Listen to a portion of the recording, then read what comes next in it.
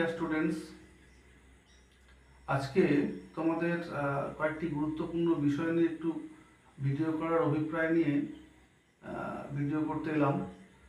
তো 2024-এর ফার্স্ট সেমিস্টারের ক্লাস 11-এর পরীক্ষা শুরু হয়ে গেছে অলরেডি।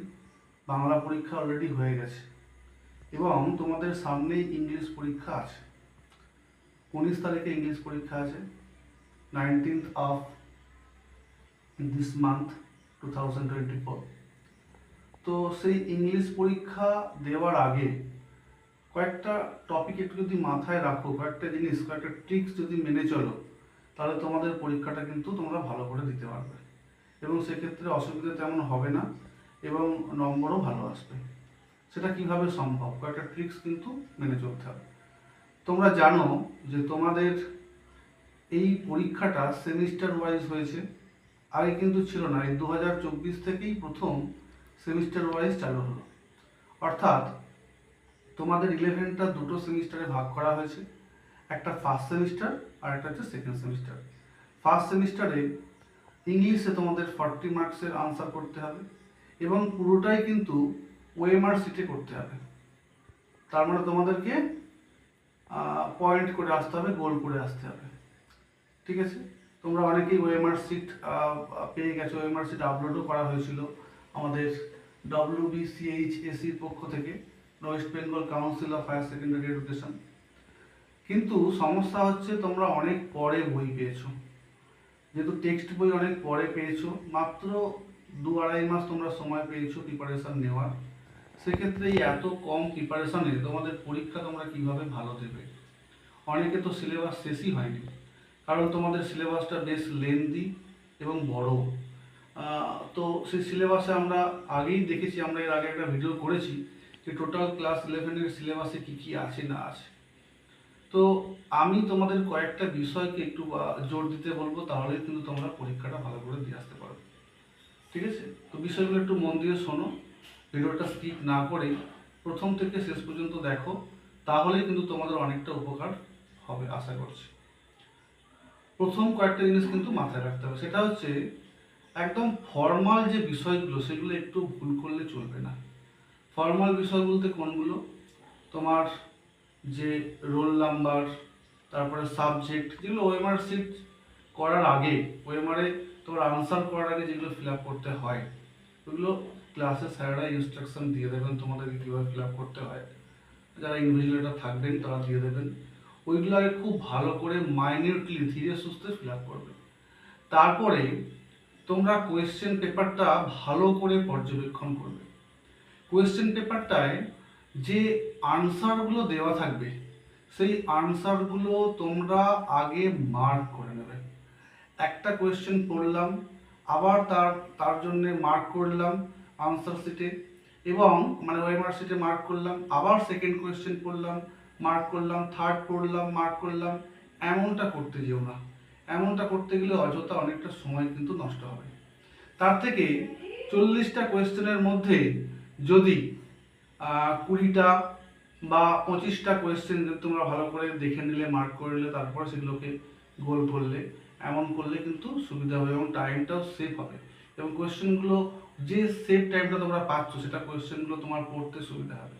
আর একটা এখানে যুক্তি আছে, সেটা হচ্ছে সাপোজ ধরো কোনো একটা কোয়েশ্চেনে তুমি আনসার অলরেডি করে ফেলেছো, গোল করে ফেলেছো, কিন্তু তোমার মনে হয়েছে যে তুমি আনসারটা করেছো সেটা ভুল, তাহলে কিন্তু চেঞ্জ করার অপশন থাকবে না। যদি তুমি ওএমআর শিটে মার্ক অলরেডি করে ফেলে থাকো, তো সেক্ষেত্রে কি, যদি আমি কোয়েশ্চেনে মার্ক করে রাখি এবং পরে যদি আমি সেটাগুলো গোল করি, গোল করতে তো বেশি টাইম লাগে না, তাহলে কি হবে, আমার হাতে একটা কিন্তু সুযোগ থাকছে। আমার যে কোয়েশ্চেনটা আমি অলরেডি মার্ক করেছি সেটা কিন্তু আমি আবার চেঞ্জ করতে পারি। এই একটা ব্যাপার কিন্তু মাথায় রাখতে হবে। আর একটা ব্যাপার হচ্ছে, তোমরা যে কদিনের হাতে আছে এই সময় তোমরা অন্তত সারসংক্ষেপগুলো, সামারিগুলো প্রত্যেকটা পিসের, যদিও দুটো পিস তোমাদের দুটো যে প্রোজ আছে বেশ কঠিন, কারণ ওখান থেকে প্রশ্ন আনসার করা, বিশেষ করে এমসিকিউ টাইপের, বেশ ডিফিকাল্ট। তো মানে তোমাদের লেভেল এটা ডিফিকাল্ট মনে হওয়াটা স্বাভাবিক, বারবার করতে হবে, সেই সুযোগ তোমরা পাওনি। সেই কারণে বলছি, ওইগুলোকে খুব বেশি সময় না দিয়ে ওর জিস্টগুলোকে খুব ভালো করে পড়ে যাওয়ার চেষ্টা করো এবং যদি লাইন মনে থাকে তাহলে কিন্তু অপশনগুলো সঠিক উত্তর করাটা কিন্তু সম্ভব।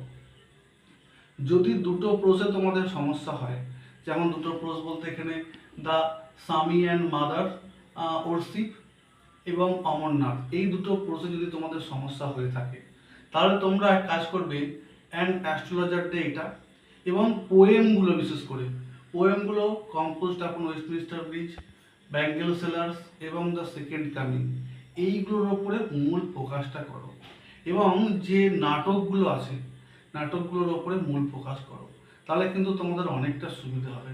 নাটকগুলো কিন্তু গল্পাকারে আছে তোমাদের, এবং শুধু তাই নয়, এই যে নাটকগুলো ম্যাকবেথ, ওথেলো এবং অ্যাজ ইউ লাইক ইট, তিনটেই উইলিয়াম শেক্সপিয়ারের লেখা নাটক। নাটকগুলো বেশ ইন্টারেস্টিং। এখানে ক্যারেক্টারগুলো একটা ট্রি স্ট্রাকচার করে নাও।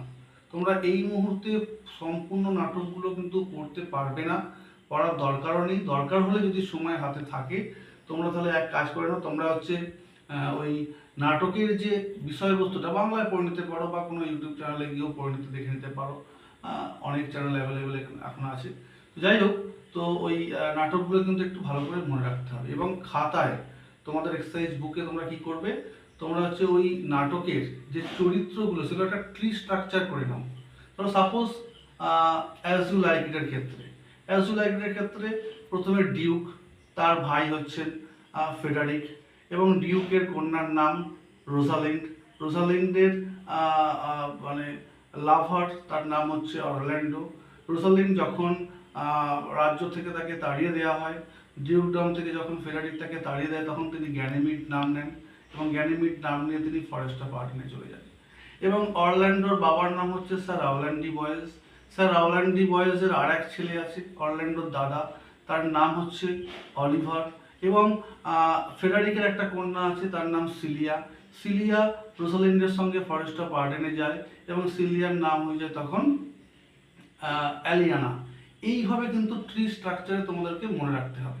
তো যদি মনে রাখতে পারো তাহলে কিন্তু পরীক্ষায় অনেকটা হেল্প হবে, ঠিক আছে? তো এইগুলো কিন্তু করতে পারলে তোমাদের পরীক্ষা অনেকটা আশা করছি ভালো হবে।